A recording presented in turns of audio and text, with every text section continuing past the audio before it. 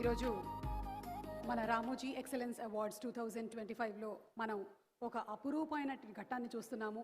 అటు ఆంధ్రప్రదేశ్ ముఖ్యమంత్రి వర్యులు శ్రీ నారా చంద్రబాబు నాయుడు గారు, అలాగే మన తెలంగాణ గౌరవనీయ ముఖ్యమంత్రి వర్యులారు శ్రీ రేవంత్ రెడ్డి గారు ఇరువురు ఇవాల్టి కార్యక్రమానికి రావటం మాకెంతో ఆనందాన్ని కలిగిస్తోంది. అలాగే మిగిలిన అతిరథ మహారథులందరికీ కూడా మరొకసారి సాదర స్వాగతం పలుకుతున్నాము.